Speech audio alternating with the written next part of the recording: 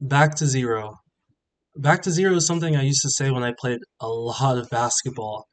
Trying to be competitive, playing competitive AAU, playing competitive high school basketball.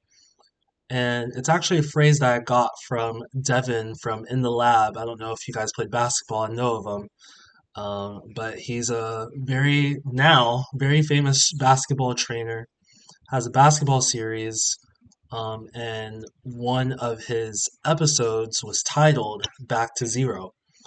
And in that episode, basically, it's about refining the basics, refining what makes you a good basketball player, right? Perfecting the fundamentals. And I feel like that's how I want this month to be, is going back to the basics, doing the things that I need to do in order for myself to trade like how I was before. Obviously, it's the start of the new month, and usually at the end of each and every month, I always write my personal journal, and of course, I review my trades from the last month and things I could do better. And one of the things I realized is that I was just getting away from so many of the things that led to me getting my second payout. So many things I was doing well, such as being patient, not coming into the trading day looking to take a trade, right? But allowing an opportunity to present itself, feeling rushed, feeling on edge. Those are all things that I did not do a good job towards the end of August. I just completely disregarded the things that helped me get to that point of getting a second payout. So coming into this month, not just for trading, but also for life too, I just wanted to make sure that, okay, like we are gonna go back to zero. We're gonna go back to the basics, do the things that has helped me, be successful in trading, do the things that I need to do in order to calm myself, right? To be more responsive rather than predictive in the market, and doing the things I need to do in order for my psychology to be as intact as possible when I'm trading, right? So, one of the things I was doing towards the end of August is feeling rushed, feeling like I need to take a trade, feeling like I need to prove something, right? When I would take a loss, I felt like, oh wow, like I'm not a good trader, right?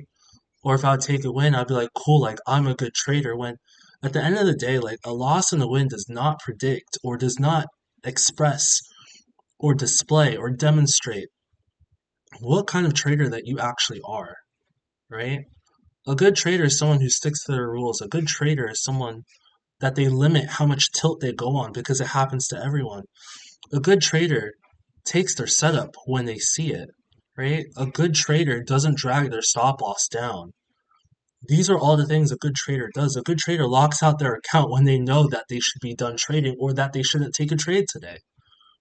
And those are some of the things that I was doing towards the end of August that led to me not trading as well as I could have, right? So that's something that I really wanted to focus in on, to drill down on those aspects, right? Not again, not just in trading, but in life too.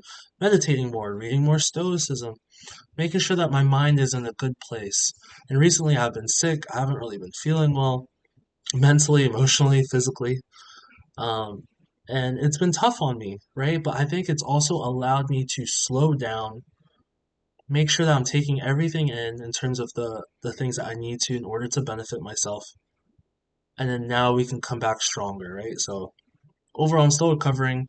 If I haven't gotten back to you, by the way, by this point, I promise I will get back to you. I'm just taking a really long time. A lot of times when I don't feel well, I need to make sure that I focus on myself first. So I've been less active in the Discord. I haven't really been responding to comments as quickly as I normally do.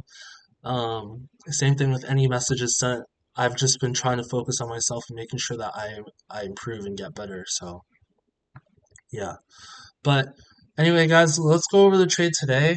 Um, so here I really like the trade that I took, but it's based off of past experience, right? So I'll actually come on Topstep X. You can see I had both accounts open. I actually ended up passing my combine today too, which was cool. I'm kind of go over that towards the end, but you don't see my combine anymore because they automatically closed it. But it doesn't matter.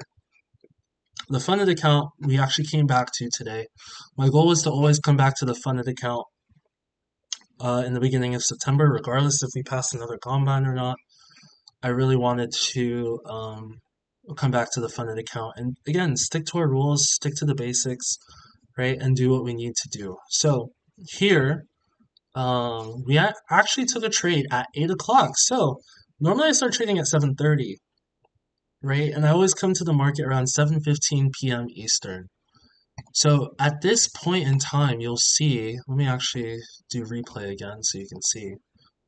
At this point in time, around 7:15 or so, we were bearish, right?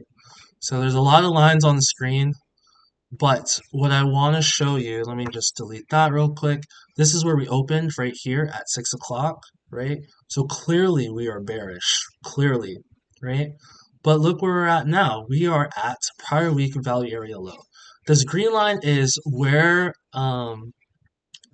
the low of the range of the opening candle, which I actually like to take note of, right? It kind of helps to keep me in line in terms of where we're at during the market. So here, bottom, right, of the opening candle, and then this purple line right here is the top of the opening candle, right? Obviously, we have our prior day value area high, prior day point of control, prior day value area low.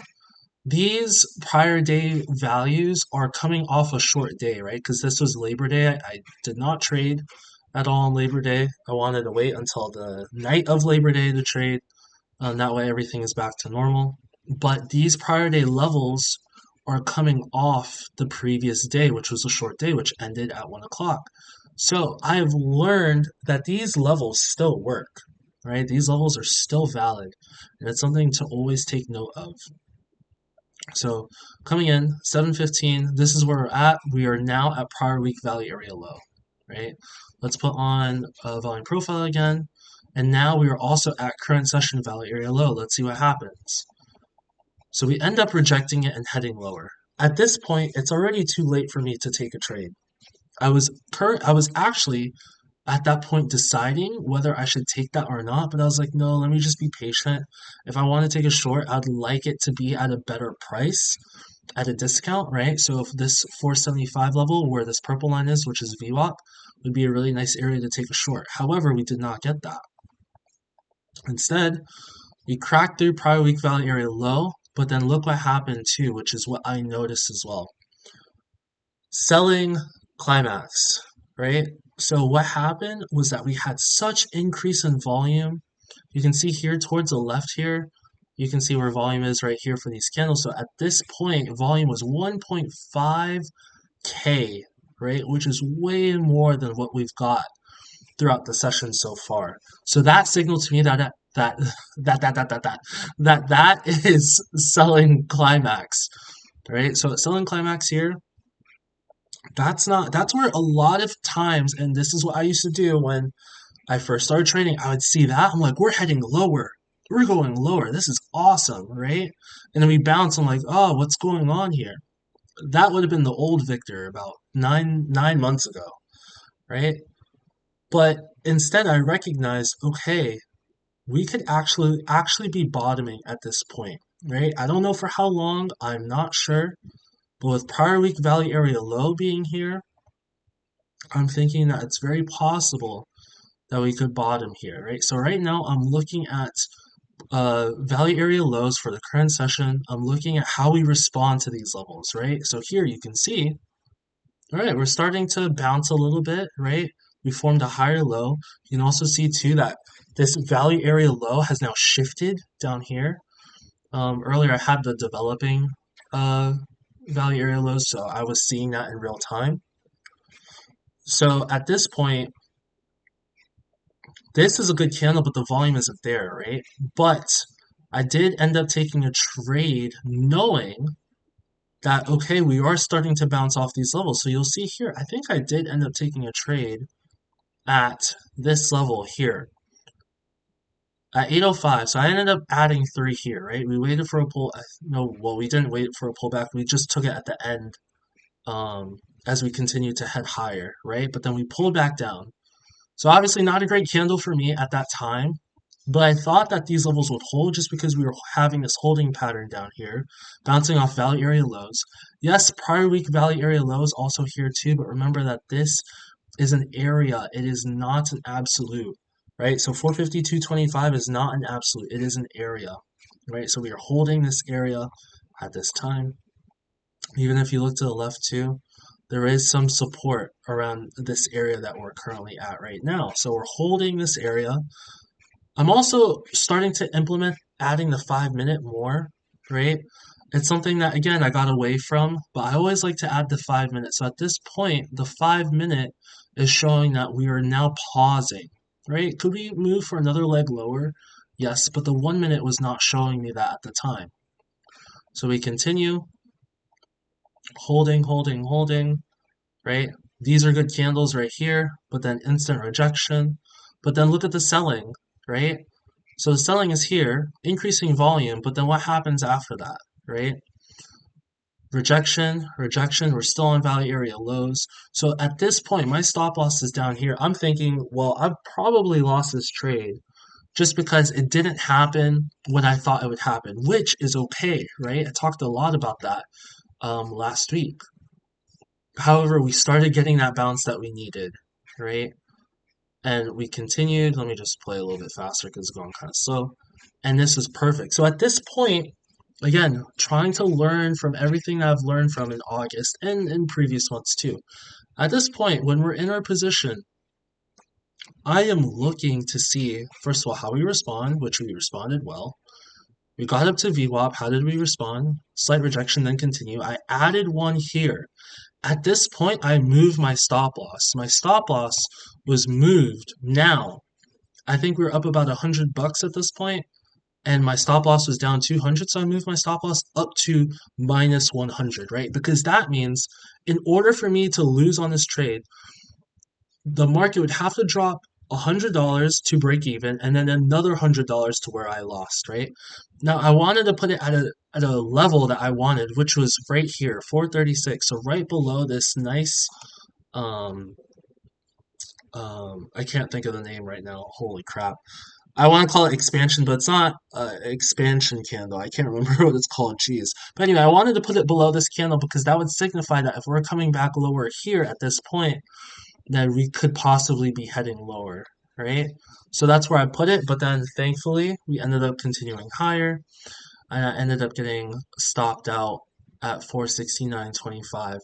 My combine was actually stopped out around 464 because that's what I needed in order for me to pass, which was cool. So um, at this point, though, I shouldn't have taken off all six.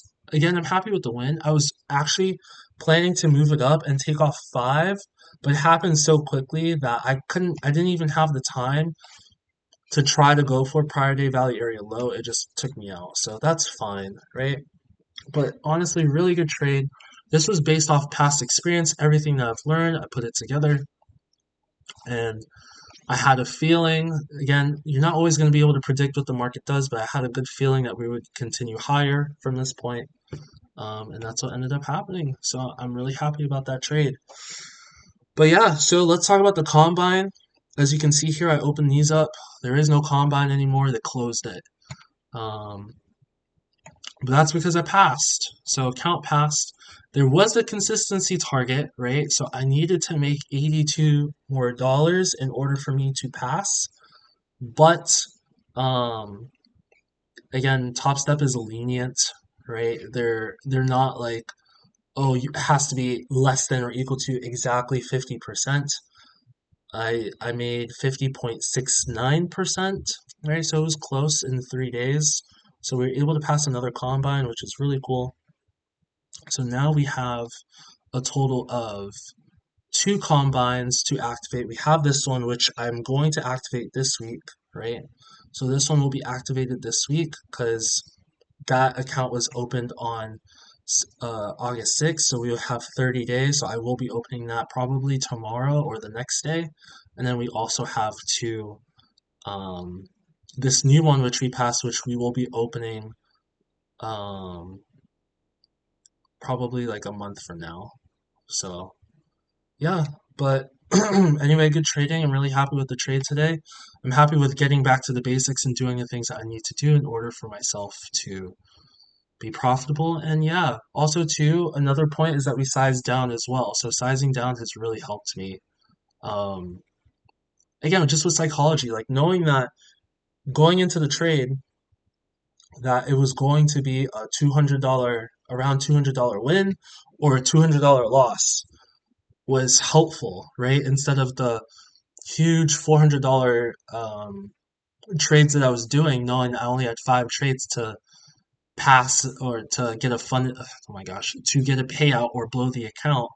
Now I know I'm like, okay, cool, like I have a little bit more room, right? And it doesn't mean that because our stop loss is 200 to $300, meaning that I have as much as $300 to lose. That doesn't mean that, oh, I'm only going to go for $200 wins or $300 wins. Like they could end up going more, right? So even though my stop loss today was $200, technically $194 to be exact, we had a $260 day win. So that's awesome, right? So that's kind of what I want it to be. Lastly, I think someone recommended it in the comments. I think someone else said it in the Discord too. I can't remember anymore. But personal daily loss limit, especially on a funded account, is so important. You need to make sure you have that on. It's something I put on today, something I'll be putting on every day. I put it at $650 because the most that I'm risking on a trade is $300 now, not 400. So, and I'm allowed two trades, right? So if I take two losses, there's no way it should ever be getting past 650, right? I don't even want one trade to be more than $300, like even with commissions. So it shouldn't happen. We put that on so that way next time we tilt, because it will happen again, right? But we're gonna try to not allow it to happen for months on months on months. But the next time I do, this is here, right? And this will always be locked out in the beginning of each session. So yeah. Anyway, guys, hopefully you guys have had a great start to the month. Hopefully you guys had a good weekend, and just were able to rest and recover coming back into the trading week. August and September are notoriously known to be down times in the markets, but that doesn't mean that we can't trade well and we can't do well in these markets. So take your time, go back to zero, right? Get back to the basics and do the things that you need to do to be a consistently profitable trader. But yeah, hopefully you guys are doing well. Hopefully you guys are trading well. And yeah, keep trading stoically.